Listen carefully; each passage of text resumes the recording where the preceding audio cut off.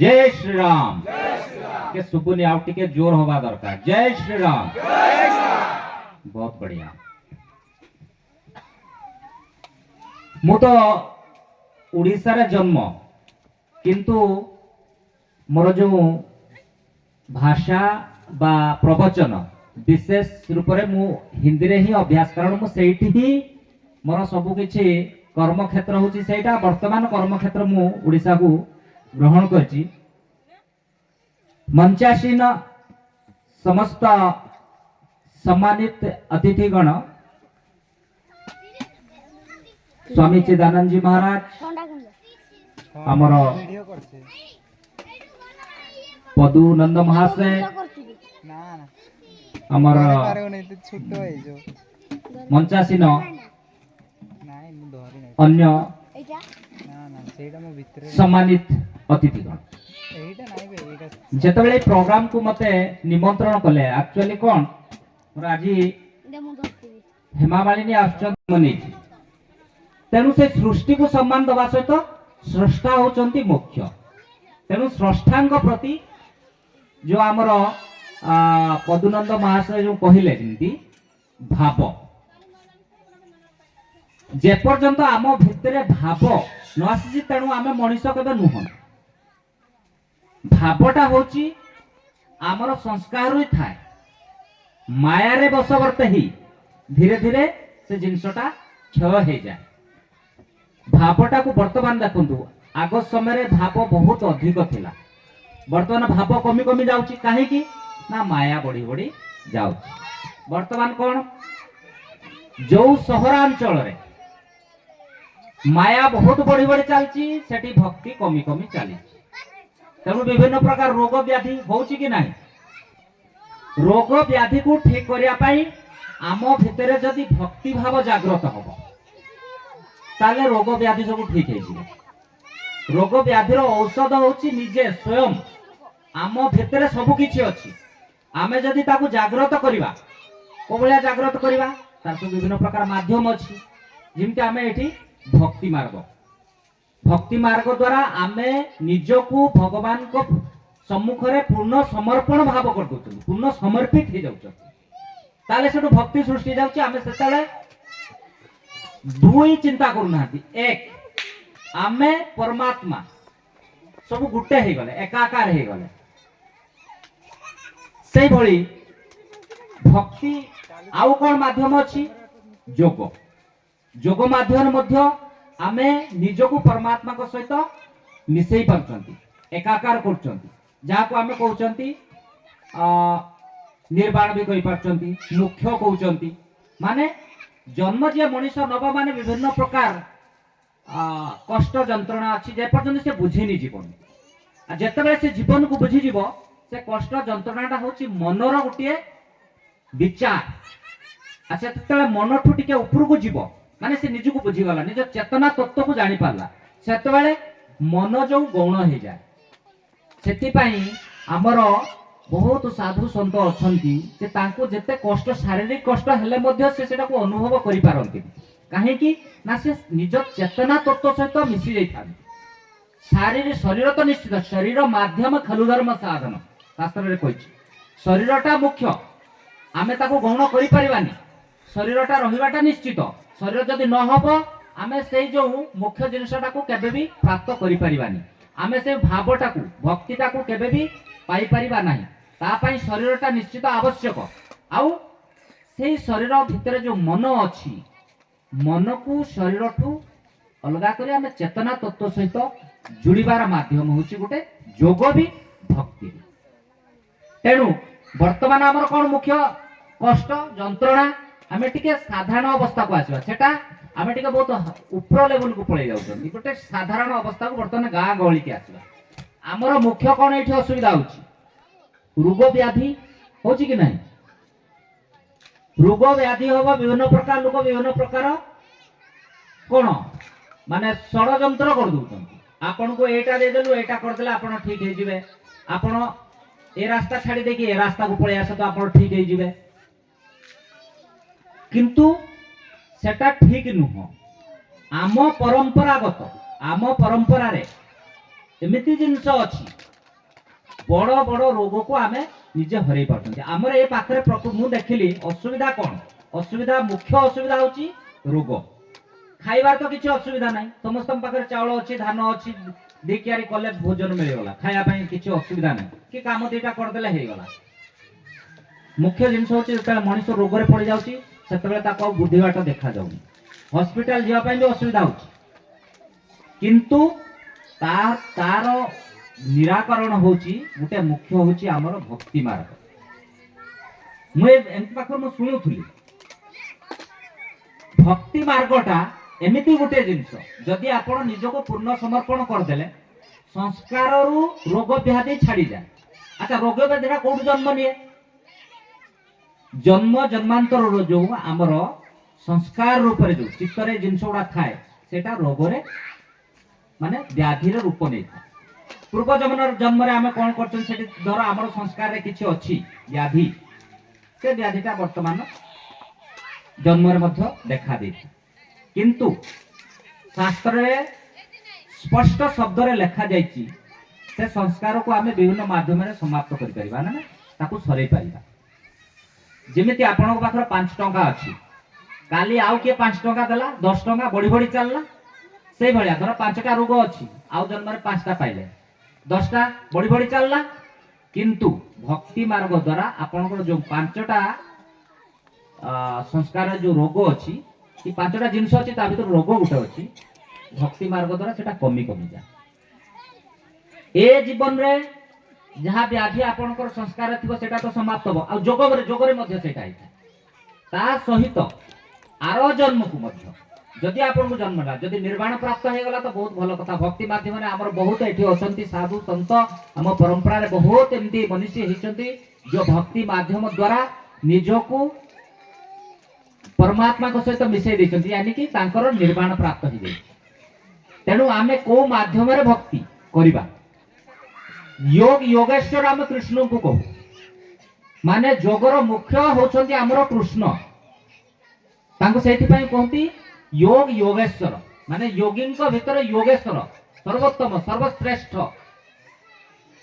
तेणु तांको जदि आमे भक्ति करिवा भागवत गीता रे मध्य लिखा जायछि समत्वंग योगः उच्यते संतुलनता अवस्था को आमे संतुलन बुझी पारछंती कि नाही बुझा पडुछि टिके टिके संतुलन माने कौनसी क्षेत्र रे टिके ऊपर को जीवानी कौनसी क्षेत्र रे कम को आसीबानी गोटे संतुलित अवस्था को प्राप्त करिया पई भक्तिटा मध्य बहुत महत्वपूर्ण सेटा को ही कृष्ण कहचंती सेटा ही योग समत्वं योग उच्यते है से संतुलनता ही योग आ योग का माध्यम रे हबो भगवान कृष्ण कहचंती आपण माने मोर नाम जप करंतु आपण नाम जप करूचंती कृष्ण को नाम जप करूचंती ना कृष्ण को नाम जप कले कौन हम धीरे धीरे धीरे धीरे निज विचार जो दुर्गुण गुड़ा सेटा सब ह्रास पाइब कि विचार विचार जो चली विचारटा जे पर्यंत चली आमे विचार सहित विभिन्न प्रकार कष्ट जंत्रणा को अनुभव करिथाउ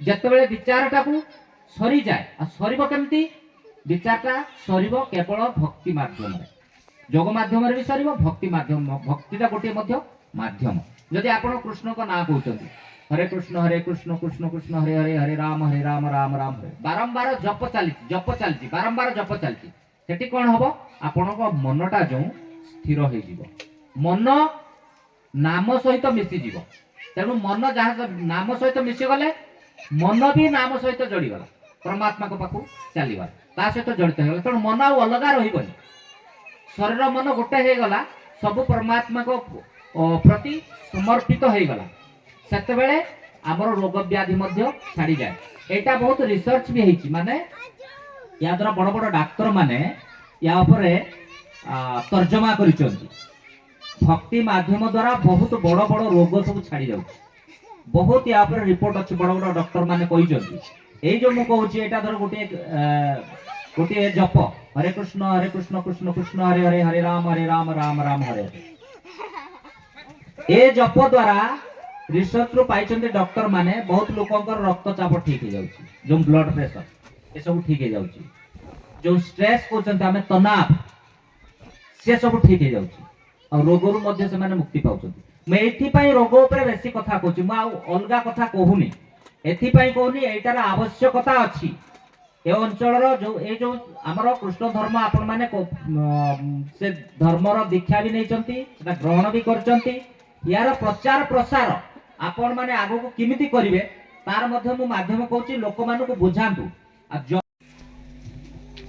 ओम ब्रह्मानंदम परम सुखदम केवल ज्ञानमूर्तिं दन्दाति तं गगन सदृशं ततमस्योदिलक्ष्यम् एकमनित्यं विमलवचनं सर्वाधिसाखिभूतं भवातीतं त्रिगुणरहितं सद्गुरुतं नमामि। सर्वप्रथमे मंचासेन आमर मुख्य अतिथि डॉक्टर धीरेन्द्र आचार्य महोदय तथा चिदानंद सरस्वती महोदय एवं मंचासेन 2 वार्ड मेंबर महोदय महोदया तथा आमर समाजसेवी पद्मलोचन नंद महोदय समस्त को साधुवाद ज्ञापन करुअछि एवं सम्मुखरे तथा चतुर्पार्श्वरे थिबा समस्त भक्तवृंद आत्मीय सजन प्रिय भाई और भौणी गुरुजन मंडली समस्त को प्रणाम करुअछि। आज ही शुभ अवसर रे आम माने ब्रह्मचारी सिद्ध बाबा मान को पाई तेणु मु स्वागत करुअछि एवं प्रणाम करुछि। तांकर पाद एठारे पड़िथिबारु ये अंचल आमर पवित्र होइछि। जहाँ भी हो यहीपरी सदाचारी ब्रह्मचारी मानकर आशीर्वाद आम उपरे सदा सर्वदा थाउ। आम माने भक्ति मार्ग अग्रसर हो निराग निरामय हो आम केमिति जीवन यापन करि परिबा से विषय आम मान को से आप्यायित करिसंती। तेणु आम माने ये जो भक्ति मार्ग श्रीकृष्ण भगवान सेवा भक्ति रे वर्तमान आम रहीछु। से जो पूर्व वक्ता माने मोर कही गले भाव भक्तिर आवश्यकता आमर जदि निष्ठा और भाव से थाए तेबे निश्चय भगवान श्रीकृष्ण आम मान को आशीर्वाद करिवे एवं आम निकट में सदा सर्वदा रहिबे। समस्त शास्त्र मध्य अच्छी से विषय आम माने अनेक जानिछे एवं आहरी जानिबा मध्य। एणु आम आज जो अतिथि मान को पाइछु तांको ठारू आम जो बाणी आज श्रवण करबा ताको आम कार्य परिणत करबा जदि तेबे निश्चय आम मार्ग सफल प्राप्त हवा। आपण माने जानिथिबे श्रवणायापि बहुवीर्य न लभ्य शुणन्तं बहव जम वेदो न आश्चर्य वक्ता कुशलस्य लब्धाश्चर्य ज्ञाता कुशलम शिष्ट। आत्मज्ञान वक्ता बा आध्यात्मिक मार्ग वक्ता साधारण पुरुष नुहंती। से अद्भुत पुरुष आ सही आत्मज्ञान बा भक्ति मार्ग ज्ञान को जो माने श्रवण करी ताको हृदयंगम करि पारुछंती से माने मध्य साधारण नुहंती। से माने मध्य आश्चर्य स्वरूप। एणु आमे माने समस्ते भाग्यवान। आमे समस्ते भक्ति मार्ग रे पाद देइछु। भगवान श्रीकृष्णंकर मार्ग रे चलिछु। एणु श्रीकृष्ण द्वापर जुग रे अनेक अलौकिक कार्य करिसंती। अनेक शत्रु राक्षस मानन को निधन करिसंती। आम मानन को ज्ञान देइचंती भागवत माध्यम श्रीमद् भागवत माध्यम रे। एणु ताको आम आहरण करी ये मार्ग अग्रसर होई तांको पाइबा बा तांको निकट रे आम माने पहुंची परिबा। एणु आम माने एही मार्ग को सदा सदा निष्ठार सहित पालन करबा दरकार। जाकि हमर अतिथि माने कहउथिले सेति पई गोटे शब्द मध्य अछि जादृशी भावना जस्य सिद्धिर भवन्ति तादृशी। भाई मन भावु थाए जहाँ काल प्राप्त हुए ताहा आमर मनर भावना यदि पवित्र थाए स्वच्छ थाए तेबे निश्चय आम माने सेतिरे सफलता प्राप्त हेबा। आ आम मनर यदि नेगेटिव भावना थाए मो द्वारा हेब ना मु पारिबी नहीं किए जानी मु करि पारिबी कि नहीं निष्ठा रहिबो कि नहीं नेगेटिव भावना केबे बेले रखंतु नहीं। सब चिंता करंती हो मु करि पारिबी ମୋ ଦ୍ୱାରା ହେଇପାରିବ, ମୁଁ ସଫଳ ହେବି। ସିଏ କରିପାରିଲା, ମୁଁ କରିପାରିବି ନାହିଁ କାହିଁକି? ମୁଁ ସବୁଥିରେ ସଫଳ ହେବି। ଏହିପରି ସଦ୍ଭାବନା, ପଜିଟିଭ ଭାବନା ସବୁବେଳେ ଆମମାନଙ୍କ ଭିତରେ ଯଦି ରହିବ, ନିଶ୍ଚୟ ଆମେ ମାନେ ଭକ୍ତି ମାର୍ଗ ହଉ ବା ଆଧ୍ୟାତ୍ମିକ ମାର୍ଗ ହଉ, ଯୋଗ କ୍ଷେତ୍ର ହଉ, ସବୁଥିରେ ଆମେ ମାନେ ସଫଳ ହେଇପାରିବା। ରୋଗ ଆମମାନଙ୍କୁ କଳୁଷିତ କରିପାରିବ ନାହିଁ। କୌଣସି ଭୂତ ପ୍ରେତ ଆମମାନଙ୍କୁ କୌଣସି କଷ୍ଟ ଦେଇପାରିବେ ନାହିଁ। କୌଣସି ତାନ୍ତ୍ରିକ ମାନ୍ତ୍ରିକ ମଧ୍ୟ ଆମମାନଙ୍କୁ ଭେଦ କରିପାରିବ ନାହିଁ, ଯଦି ଆମର ଭକ୍ତି ଭାବନା ବା ନିଷ୍ଠା ଯଦି ଶ୍ରୀକୃଷ୍ଣ ଭଗବାନଙ୍କ ନିକଟରେ ଥାଏ। ଏଣୁ ସେଥିପାଇଁ ଆମେ ମାନେ ସଦାସର୍ବଦା ପବିତ୍ର ମନରେ ନିର୍ମଳ ଭାବନାରେ ଆମେ ମାନେ ଏହି ମାର୍ଗରେ ଅଗ୍ରସର ହେବା। ତ ଆଜି ସମୟ ମଧ୍ୟ ଅତିବାହିତ ହେଲାଣି। ଏଣୁ ମୁଁ ବିଶେଷ ସମୟ ନ ନେଇ ଏତିକିରେ ମୋର ବାଣୀକୁ ବିଶ୍ରାମ ଦେବି। सर्वे भवन्तु सुखिनः, सर्वे सन्तु निरामयाः, सर्वे भद्राणि पश्यन्तु मा कश्चित् दुर्भाग् भवेत्। ओम शान्तिः शान्तिः शान्तिः। आकाश शान्ति, वायु शान्ति, जल शान्ति, पृथ्वी शान्ति, पंचमहाभूत शान्ति, सर्वदेवः शान्ति, सर्वलोकः शान्ति, सर्वभावः शान्ति, सर्वशान्ति। बहुत बहुत धन्यवाद रघु बाबू। बढ़िया कथा कहले किंतु सस्पेंस रखिदेले। जो से सस्पेंस को पूरण कर मुख्य अतिथि जो अच्छे मुख्य आसन उपस्थित निश्चित से पूरण करेंगे जोग विषय। ओम असतो मा सद्गमय तमसो मा ज्योतिर्गमय मृत्युर्मा अमृतं गमय।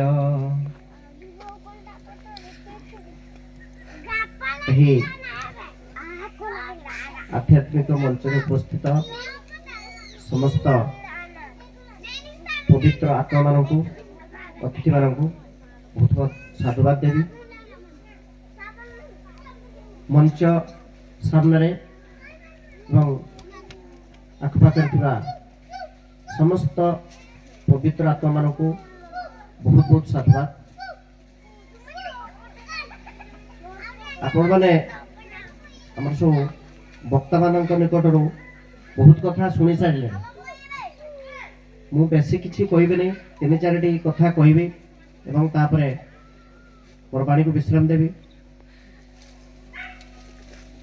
जमती आमर स्वामी धीरेन्द्राचार्य जी आमर अदुनंद जी कहले भक्ति विषय जोग विषय बहुत कथा आपण मानक कहते। तो मुझे गोटे दुटा उदाहरण देवी। जे पर्यंत आमे दुई हाथ ऊपर को टेकी नहांती से पर्यंत हमको आशीर्वाद मिले।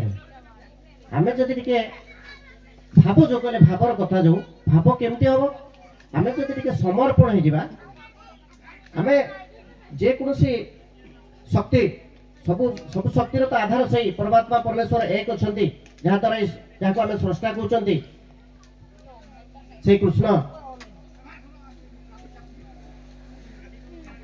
जेतेबेले द्रौपदी पुरुषभारे थिले गोटे हाथ टेकुथले ताकू किछि मिलु नथिला, किंतु जेतेबेले दुई हाथ टेकी दैचंती जे पर्यंत ताको निज बळ निज शक्ति के भावना थिला लज्जा थिला सेतेबेले ताकू मिली नथिला। जेतेबेले दुई हाथ टेकी देले परमात्मा परमेश्वर से कृष्ण पाखरे दुई हाथ को टेकी देले आपे आपे तांकर से जो परमात्मा कृपा से कृष्ण कृपारू से दुशासन जते शाढ़ी को टाणी से किसी करें एवं से थकिकी पड़ जाइए। महाभारत तथा से समय जड़े सबुठारु बड़ योद्धा शक्तिशाली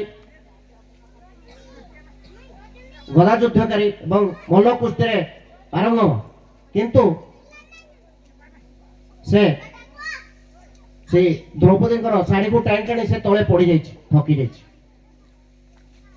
आमको कौन आमको टे समर्पण हाँपाई पड़े से ध्यान दवा पूर्ण समर्पण माने दुई हाथ जमी टेकीदवा मन भर किसी रही यही मार्ग कौन हुए मझे सब आसे सब कौन विशेष करके अन्य कथा न कही खाली ये जो मार्ग विषय टे कहूँ कारण ଆପଣମାନଙ୍କର ସେ ସବୁ ମନରେ ସବୁ ଆସେ ନା, ଜାଣିଛି ସେ ଜିନିଷ ସବୁ।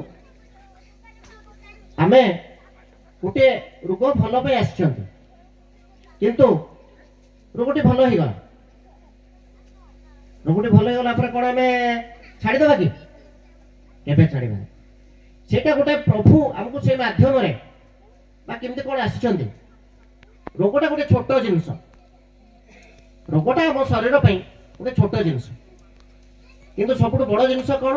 ଆମେ ପରମାତ୍ମା ପରମେଶ୍ୱର ବା ସ୍ରଷ୍ଟା ତାଙ୍କ ସହିତ ଯେଉଁ ଏକାକାର ହେବା, ଚାहे ସେଇଟା ଯୋଗ ମାର୍ଗ ହେଇପାରେ, ସେଇଟା ଭକ୍ତି ମାର୍ଗ ହେଇପାରେ, ସେଇଟା ଜ୍ଞାନ ମାର୍ଗ ହେଇପାରେ, କିନ୍ତୁ ସବୁର ଲକ୍ଷ୍ୟ ହେଲା ସେଇ ପରମାତ୍ମାଙ୍କ ପାଖରେ ଏକାକାର ହେବା, ତାଙ୍କୁ ଟିକେ ଜାଣିବା ବା ତାଙ୍କୁ ଟିକେ ଅନୁଭବ କରିବା। ତାଙ୍କୁ ଆମେ ଯଦି ଟିକେ ଅନୁଭବ କଲେ ବି ବହୁତ ବଡ଼ ଜିନିଷ। ୟା ଉପରେ ବହୁତ ଗୁଡ଼େ ରହିଛି, ବିଭିନ୍ନ ଶାସ୍ତ୍ର ପୁରାଣରେ ଅଛି। ଆମେ କୁହନ୍ତି ନଚିକେତା ଗୋଟେ ଛୋଟ ପିଲା, ସିଏ ପ୍ରଭୁଙ୍କୁ ଏତେ ଶୀଘ୍ର ପାଇଗଲା। ଧ୍ରୁବ ଗୋଟେ ବାଳକ, ସିଏ ଏତେ ସହଜରେ ପାଇଗଲା। କିନ୍ତୁ ତାଙ୍କର ପୂର୍ବ ଜନ୍ମର ବହୁ ଜନ୍ମର ପ୍ରାରବ୍ଧ ଏବଂ ତାଙ୍କର ସେଇଟା ସଞ୍ଚୟ ଥିଲା। ଖାଲି ଗୋଟିଏ ଜନ୍ମ ଟିକେ କ'ଣ ଗଡ଼ବଡ଼ ହେଇଯାଇଥିଲା, ତେଣୁ ଗୋଟିଏ ଜନ୍ମ ନେବାର ଥିଲା, ସେଇ ଜନ୍ମରେ ସେ ପ୍ରଭୁଙ୍କୁ ପ୍ରାପ୍ତି କରିବା। ସେମିତି ଯେ ଏଇ ଆଧ୍ୟାତ୍ମିକ ମାର୍ଗରେ ଆସନ୍ତି, ତାଙ୍କର ପୂର୍ବ ଜନ୍ମର ଅନେକ ପ୍ରାରବ୍ଧ ଥାଏ। ଆପଣମାନେ ଏଠି ବସିପାରିଛନ୍ତି, ଆମେ ବସିଛନ୍ତି ସମସ୍ତେ, ବା ଯିଏ ବି ଶୁଣୁଛନ୍ତି, ସେ ବ୍ୟକ୍ତିମାନଙ୍କର କୌଣସି ପ୍ରକାରର ଜନ୍ମ ଜନ୍ମାନ୍ତରର ଭଲ କର୍ମ ଥିବାରୁ ସେମାନେ ଏଥିରେ ସାମିଲ ହେଇପାରୁଛନ୍ତି, ଅନ୍ୟମାନେ ହେଇପାରୁନାହାନ୍ତି। ଅର୍ଥ କଥା ପଡ଼ିଥିଲା, ଅର୍ଥ କିଛି ବଡ଼ ଜିନିଷ ନୁହେଁ। ଆମେ ଗୋଟେ ଭାବୁଛନ୍ତି, ଆମେ ସୁନାଟାକୁ ସୁନା ଭାବୁଛନ୍ତି, ସେଟାକୁ ଯଦି ଆମେ ଗୋଟେ ନୂଆ ଭାବିବେ ନୂଆ ହେଇପାରେ। ଆମେ ତାକୁ ଭ୍ୟାଲୁ ଦେଉଛନ୍ତି। ପଇସାଟା କାଗଜ, ଟଙ୍କାଟା କାଗଜ, ଚେକ୍ ଲେଖିଦେଲେ କାଗଜ। ସେଟା ଖାଇଲେ କ'ଣ ଖାଇକି ପେଟ ପୁରେଇ ପାରିବା? ନା ସେଇଟା ପିଇଲେ ଆମର ଶୋଷଟା ବନ୍ଦ ହବ? ନା ଆମେ ସେଇଟାକୁ ବହୁତ ଗୁଡ଼ା ରଖିଦେଲେ ଘରେ ଆମକୁ ଶାନ୍ତି ମିଳିବ? ସେଟା ଗୋଟେ ଚାଲିଛି ଆବଶ୍ୟକତା ଅନୁସାରେ, ସେଟାକୁ ଭୌତିକ ଜିନିଷ କୁହାଯାଉଛି, ବସ୍ତୁ। ଆବଶ୍ୟକତା ହଉଛି ଠିକ ଅଛି, ଆବଶ୍ୟକତା ଅନୁସାରେ କାମରେ ଲାଗିବ। କିନ୍ତୁ ଆମେ ଯୋଉ ମାର୍ଗରେ ଚାଲିଛନ୍ତି, ଇଏ ତାଠାରୁ ସମ୍ପୂର୍ଣ୍ଣ ଅଲଗା। ଜଣେ ବହୁତ ବେଶୀ ଅର୍ଥ ବା ବହୁତ ପ୍ରତିପତ୍ତିଶାଳୀ ଲୋକ, ତାର ଅର୍ଥ ଯେ ସେ ପରମାତ୍ମାଙ୍କର ବା ପ୍ରଭୁଙ୍କର ଭଗବାନଙ୍କର ବହୁତ ନିକଟବର୍ତ୍ତୀ। ଇଏ ହଉଛି ଭକ୍ତି ଉପରେ, ଭାବ ଉପରେ କଥା ଅଛି। ତେଣୁ ବିଶ୍ୱାସ, ଆସ୍ଥା, ବିଶ୍ୱାସ ଏଇ ସବୁ ଜିନିଷ ପ୍ରାରମ୍ଭ ହେଇଥାଏ। ଆମକୁ ଟିକେ ବିଶ୍ୱାସ କରିବା ପାଇଁ ପଡେ। ଗୁରୁଙ୍କ ଉପରେ ଆମେ ଯଦି ବିଶ୍ୱାସ କରିବା ନାହିଁ, ଆସ୍ଥା ରଖିବା ନାହିଁ, ତାହେଲେ ଆମେ ଆଗକୁ ଯାଇପାରିବାନି।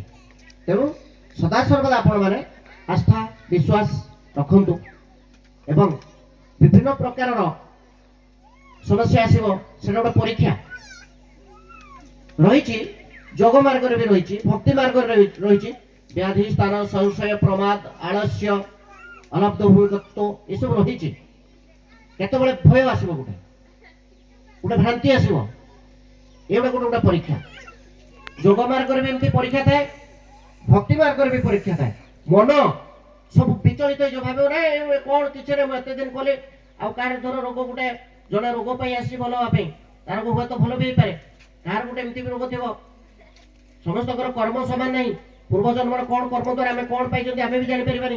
ସେଇ କ୍ଷେତ୍ରରେ ଆମେ ଭାବିବା ଯେ ଏତେ ଦିନ କଲୁ, ମୋର କ'ଣ ହେଲା, କ'ଣ ନାହିଁ, କିଛି ନାହିଁ। ମନ ଯେତେବେଳେ ଭ୍ରାନ୍ତି ଆଡ଼କୁ ଯିବ, ଆମେ କେବେ ସେ ଭ୍ରାନ୍ତିରେ ଭାଙ୍ଗି ପଡ଼ିବାନି।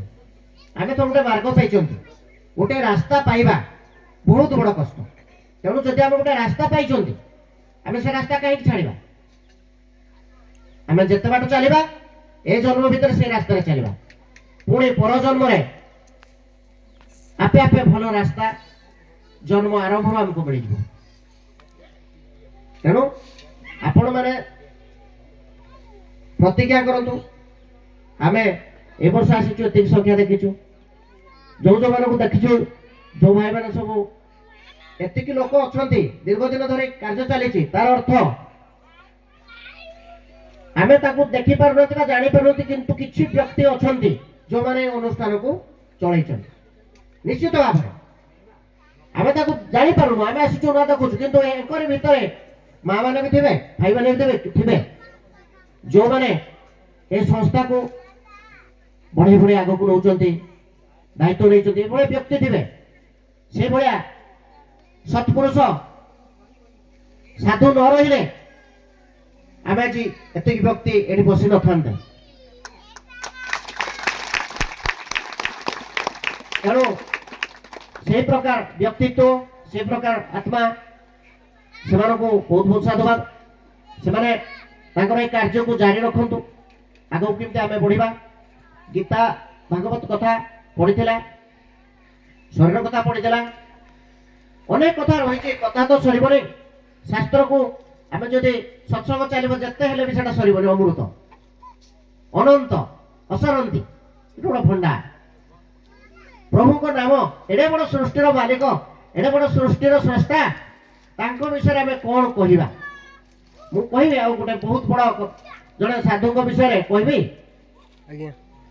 युक्त हार विहारस्य युक्त चेष्टस्य कर्मेषु युक्त स्वप्नबोधस्य योगी भवति दुःख। এটা গীতাରେ ଅଛି। এটা ଆମର ଶରୀର କଥାକୁ ନେଇକି ଅଛି। युक्त आहार अर्थात भोजन, आहार ମଧ୍ୟ ଆମର ସନ୍ତୁଳିତ ରହିବା ଦରକାର। युक्त आहार विहारस्य ଆମେ ଆମର ପରିଶ୍ରମ ବି ଗୋଟେ ଯେତିକି କରିବା କଥା ଗୋଟେ ତାର ଅଛି ସ୍ଥିତି ପର୍ଯ୍ୟନ୍ତ କରିବା। ଅତି ଅତି ଶରୀରକୁ ଅତି କଷ୍ଟ ଦେବା ନାହିଁ। युक्त चेष्टस्य कर्मेषु युक्त स्वप्नबोधस्य योगी भवति दुःख। ଆମର ସ୍ୱପ୍ନ ମଧ୍ୟ ଗୋଟେ ସାର୍ଥକ ପୂର୍ଣ୍ଣ ହେବା ଦରକାର। ଏ ପ୍ରକାର ରହିଛି, ଅନେକ କଥା ରହିଛି। ମୁଁ ଆଉ ସେ ଜଣେ ବହୁତ ବଡ ସାଧୁଙ୍କ ବିଷୟରେ ପଦେ କହିବି ଏବଂ ତାପରେ ବାଣୀକୁ ବିରାମ ଦେବି। ଅନେକ କଥା ରହିଛି। ଗୋଟିଏ ବହୁତ ବଡ ଧର୍ମସଭା ଡକାଇଥିଲା ସର୍ବଭାରତୀୟ ସ୍ତରରେ। ବହୁତ ବଡ ବଡ ସାଧୁ ଆସିଥିଲେ, ଯୋଉମାନଙ୍କର ପାଣ୍ଡିତ୍ୟ, ଯୋଉମାନଙ୍କର ଜ୍ଞାନ, ଯୋଉମାନଙ୍କ ମୁଖରେ ବେଦ, ଏଇ ଶ୍ରୀମଦ୍ ଭଗବତ ଗୀତା ସେମାନେ ମାନେ ମାନେ ଅର୍ଗଳ ଭାବରେ କହିପାରିବେ। ସେଇ ପ୍ରକାରର ବ୍ୟକ୍ତିତ୍ୱ, ମହାଜ୍ଞାନୀ ପଣ୍ଡିତ ଆସିଥିଲେ, ସବୁ ବଡ ବଡ ସାଧୁ, ସବୁ ଶଙ୍କରାଚାର୍ଯ୍ୟ ମାନେ ଥିଲେ। ସେ ଭିତରେ ଜଣେ ପରମହଂସକୁ ଡକାଯାଇଥିଲା। ସେ ଜଣେ ବାବା ଥିଲେ, ତାଙ୍କୁ ସମସ୍ତେ ବୁଢା ବାବା କୁହନ୍ତି, ମାନେ ଗୋଟେ ଅଖା ବାବା, ଅଖା। ସେ ପରମହଂସ ସ୍ଥିତି ପାଇଥିଲେ, ତାଙ୍କର କିଛି ନଥିଲା, ସେ ବହୁତ ଉଚ୍ଚ କୋଟିର ସାଧୁ ଥିଲେ। ସେ ଗୋଟେ ବୁଢାଟେ ଖାଲି ପିନ୍ଧୁଥିଲେ, ଗୋଟେ ଯୋଉ ଆମେ ଅଖା କହୁନାହାନ୍ତି କି, ଅଖା, ଗୋଟେ ଅଖାଟେ ସେ ଗୁଡେଇ ହଉଥିଲେ। ଯେତେବେଳେ ତାଙ୍କୁ ମଞ୍ଚ ଉପରକୁ ଡକାଗଲା, ସର୍ବଶେଷରେ ଡକାଯାଇଥିଲା, ସମସ୍ତେ ପ୍ରଭୁଙ୍କ ବିଷୟରେ ବହୁତ କିଛି କଥା କହିଥିଲେ। ପ୍ରଭୁ ଏହା କରନ୍ତି, ପ୍ରଭୁ ଐଶ୍ୱର୍ଯ୍ୟ, ସବୁ କଥା କହିଲେ। ଯେମିତି ଆମେ ଯେମିତି ସବୁ ଚର୍ଚ୍ଚା କରୁଛୁ, ପ୍ରଭୁ ଯୋଗେଶ୍ୱର, ପ୍ରଭୁ ଆମେ କରୁଛୁ ରାମଙ୍କର ଏ କର୍ମ, ସବୁ ଲୀଳା, ପ୍ରଭୁଙ୍କର ସବୁ ଲୀଳା। ଆମେ ଯେତେ ଲୀଳା କହିଲେ ବି କଣ ସେ ଲୀଳା ସରିବ କି? ସରିବନି। ପ୍ରଭୁଙ୍କର ଲୀଳା କୋଉଠି ଶିଖିବ? ଅନନ୍ତ। ତ ଯେତେବେଳେ ସେ ସାଧୁଙ୍କୁ ଡକାଯାଇଥିଲା, ସେ ମଞ୍ଚ ଉପରକୁ ଆସିଥିଲେ। ସେ ଖାଲି ପଦେ କହିଦେଲେ, ତାପରେ ପଳେଇଗଲେ, ଆଉ କିଛି କହିଲେନି। ଅନେକ ସାଧୁ ସନ୍ଥ ଅଛନ୍ତି, ସେମାନଙ୍କୁ ଆମେ ଚିହ୍ନି ପାରିନଥାନ୍ତି। ତାଙ୍କର ବସ୍ତ୍ର ବା ତାଙ୍କୁ ଦେଖିକି ଆମେ ଚିହ୍ନି ପାରିନଥାନ୍ତି। ଆମ ଭିତରେ ବି ସେମିତି କୋଉଠି ବି ସାଧୁ ସନ୍ଥ ଥାନ୍ତି।